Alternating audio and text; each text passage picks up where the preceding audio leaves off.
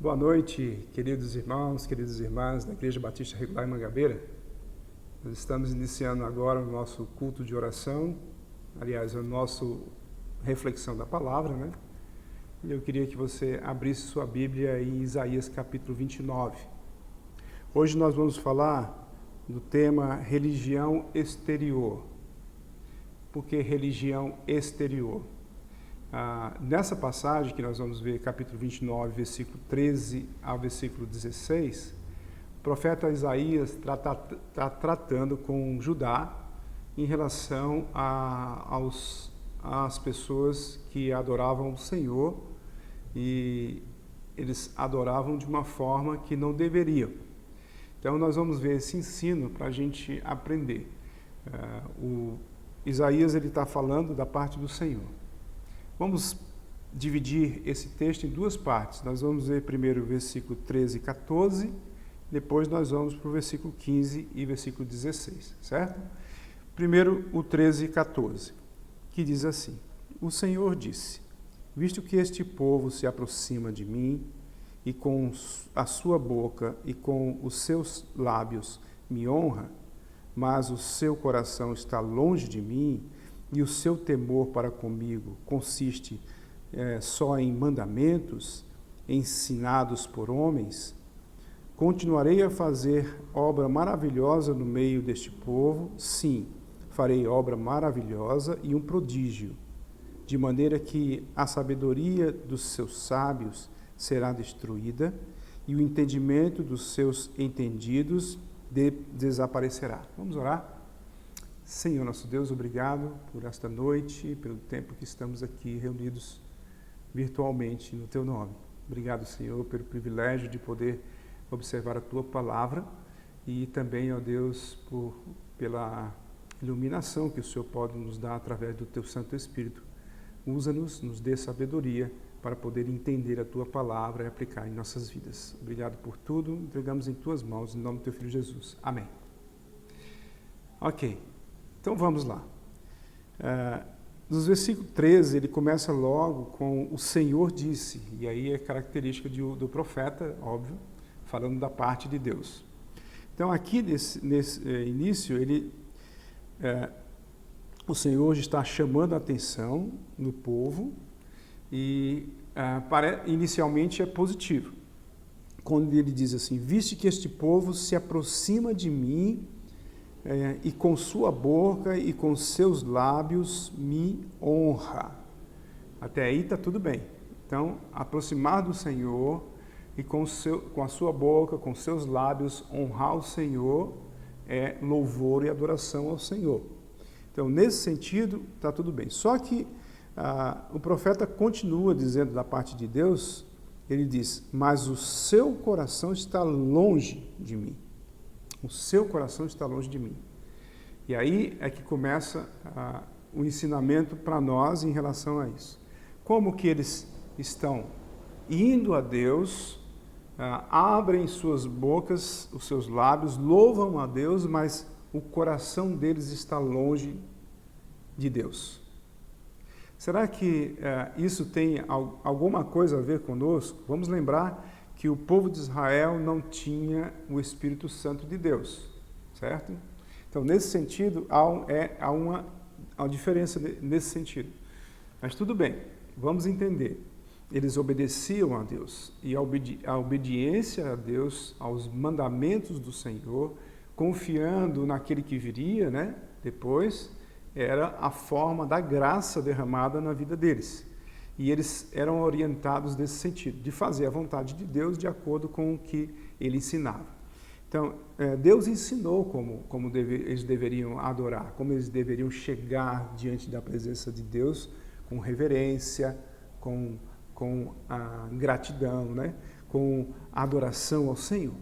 E nesse sentido aqui, Deus está chamando a atenção deles para que eles entendam que eles não estavam fazendo como deveriam fazer. E nesse sentido também, o Senhor continua dizendo que não só o coração está longe deles, né? O pensamento estava longe, aliás, o coração deles estava longe de Deus, o pensamento deles estava longe de Deus quando eles estavam ali no templo adorando o Senhor. E aí ele diz assim, e o seu temor para comigo, aí ele continua. O que significa isso, o seu temor para comigo? Temer a Deus. Como é que eles temiam a Deus? Como é que a gente teme a Deus? Obedecendo ao Senhor.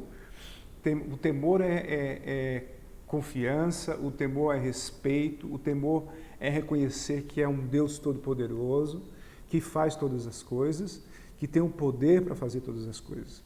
E eles tinham eles sabiam disso, e agora o temor para com ele estava diferente, porque ele diz consiste, e a palavra consiste a forma, consiste só em mandamentos ensinados por homens. Então, aí é que está um problema maior. Eles estavam seguindo os preceitos dos homens e não os preceitos de Deus. Então, os sábios, aqueles que estavam ali vão em volta deles, os sábios, os entendidos, eles começaram a ensinar coisas diferentes. E eles estavam tranquilos com isso. Eu vou ensinar aqui o que eu acho que é, o que deve ser, e vocês podem seguir. E o povo começou a seguir esses ensinamentos. Então, o povo estava envolvido. E na realidade, a gente percebe que Deus mostra isso claramente. Olha o versículo 9 desse mesmo capítulo. Olha lá como ele diz assim: fiquem espantados e continuem assim, fiquem cegos e continuem sem ver. Eles estão bêbados, mas não de vinho, andam cambaleando, mas não por causa de bebida forte.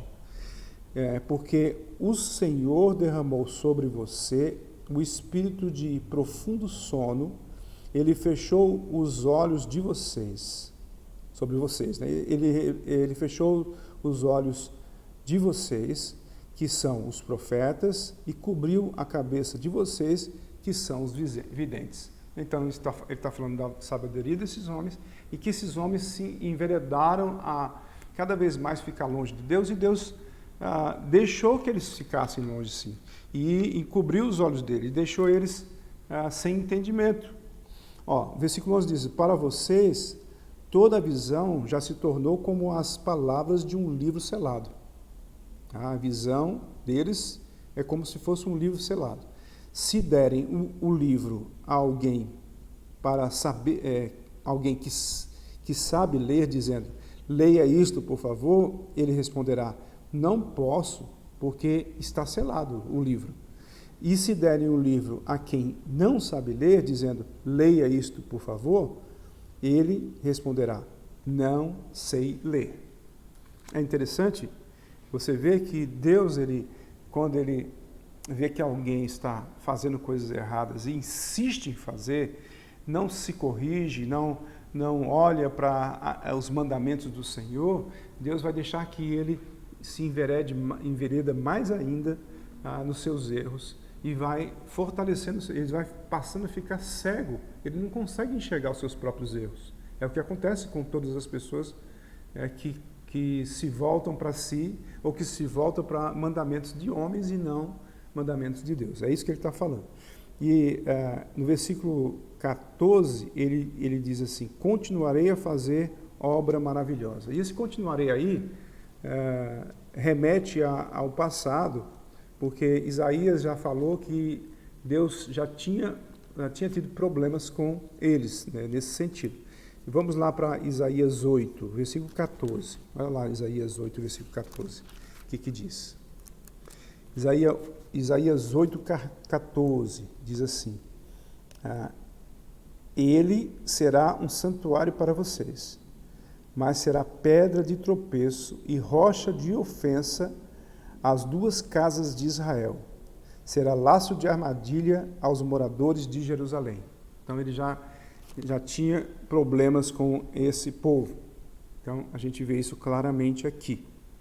Bom, aí continuando o versículo 14, voltando para Isaías 29, Ele diz assim, continuarei a fazer obra maravilhosa no meio deste povo. Aí você pergunta, mas quer dizer que ele vai continuar fazendo obras maravilhosas? Sim, ele está dizendo, vou fazer obras maravilhosas. Agora, presta atenção, no meio deste povo, né?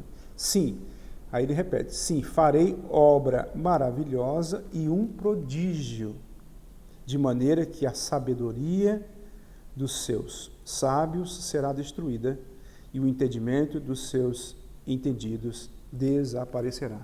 Nota que ele está falando que isso não vai ficar assim, tem limite. Vai chegar um dia que ele vai trazer um prodígio, e aí eles serão revelados nesse sentido.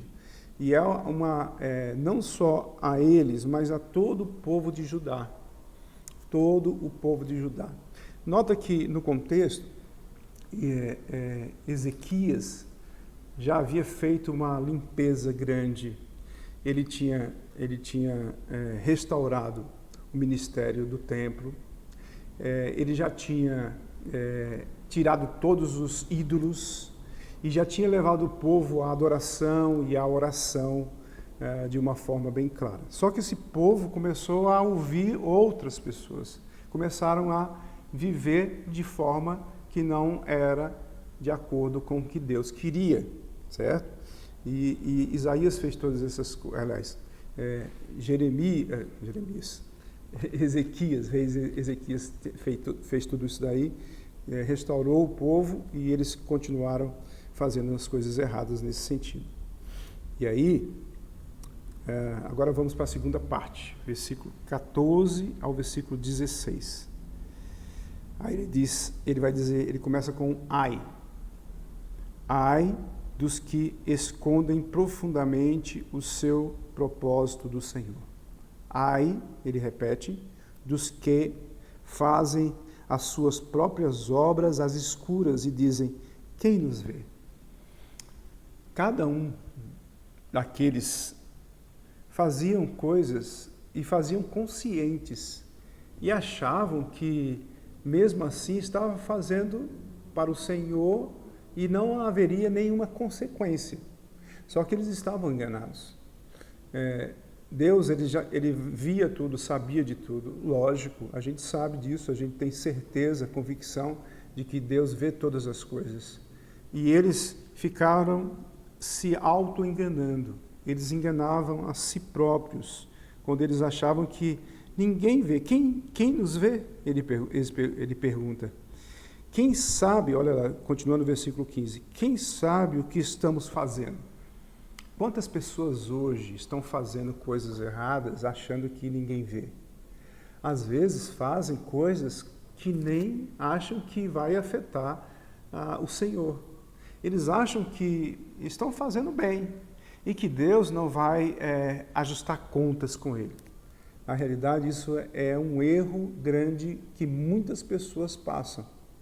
E hoje não é diferente com o povo de Deus, povo escolhido de Deus, que foi chamado pelo poder do Espírito Santo. Eu e você, nós temos o privilégio de termos o Espírito de Deus em nós, discernindo todas as coisas e chamando a atenção dos nossos erros. O povo de Israel, eles não tinham, mas tinham a palavra, tinham os profetas, tinham aqueles que chamavam a atenção constantemente da parte de Deus. E tinha sinais de maravilhas, sinais que mostravam claramente que o Deus Todo-Poderoso estava com eles ali. E Deus fez grandes milagres na vida daquele povo. E eles tinham que ter convicção de viver uma vida plena. Mas é interessante também você notar, não está aqui no texto, mas aqui no contexto, esse povo, eles estavam fazendo coisas erradas politicamente, porque a política envolvia com a religião, certo? O governo era teocrático, tinha um rei, mas ainda continuava a ser teocrático de certa forma. Tinha um profeta falando da parte de Deus, orientando o seu povo. Mas esses homens, esses sábios, eles queriam fazer coisas erradas. Por exemplo, eles estavam fazendo pacto com o Egito para destruir a Síria. E Deus sabia dessas coisas. E Deus não queria que isso acontecesse. E eles achavam que tudo ia dar certo. Então a gente percebe claramente que as pessoas começam a tomar atitudes em relação a que elas acham que devem fazer. E elas erram em achar que Deus não está vendo. Olha o versículo 16, quando ele diz: como vocês invertem as coisas. Será que o oleiro é igual ao barro? Pode a obra dizer ao seu artífice: ele não me fez? Pode a coisa feita dizer ao seu oleiro: ele não sabe de nada? Deus não sabe de nada. Pode isso? Então, aqui a criatura se volta para o Criador e diz: nós somos iguais, eu sou igual ao Criador. A criatura se volta para o Criador e diz assim: ele não sabe de nada, eu faço as minhas coisas, ele nem sabe, ele nem vê.